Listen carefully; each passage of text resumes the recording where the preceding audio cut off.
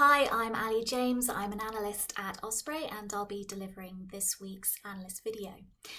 This week, the Osprey system has registered a total of 2,904 incidents and the analyst team has drafted a total of 41 alerts, of which 13 were critical. Here are some highlights.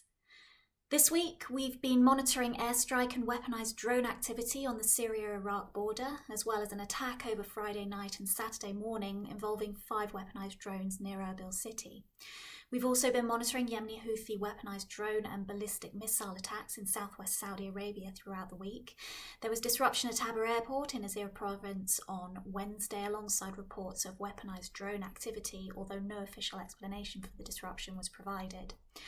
We'll also shortly be releasing an article examining the developing situation in Tigray region in Ethiopia, where the Tigray People's Liberation Front rebel group have retaken control over the region's capital Mekelle and rejected the government's call for a ceasefire. This Osprey Explore chart shows an increase in conventional military activity in Ethiopia over the last week, in particular on the 23rd of June when the group allegedly shot down an Ethiopian National Defence Force cargo aircraft in the north of the country.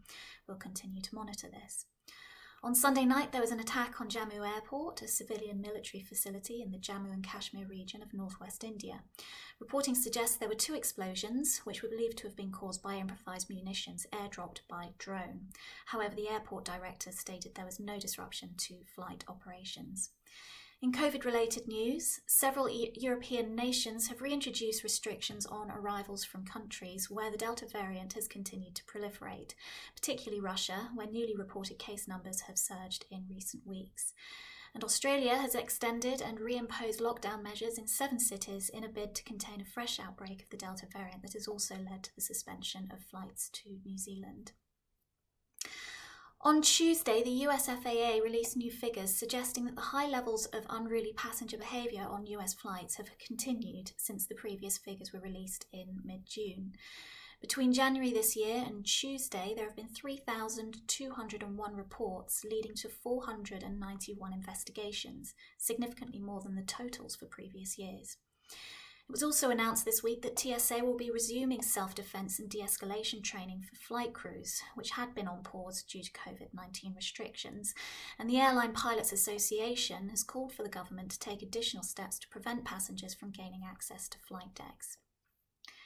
Finally, an Ethiopian Airlines aircraft that was damaged by lightning at Lome Tokoin Airport in Togo last week underwent a purification ceremony by voodoo priests. The ceremony was attended by the National Civil Aviation Agency Director General, airport and airline officials, and a video of the ceremony was released online. That's it from me. Thanks for listening and stay safe.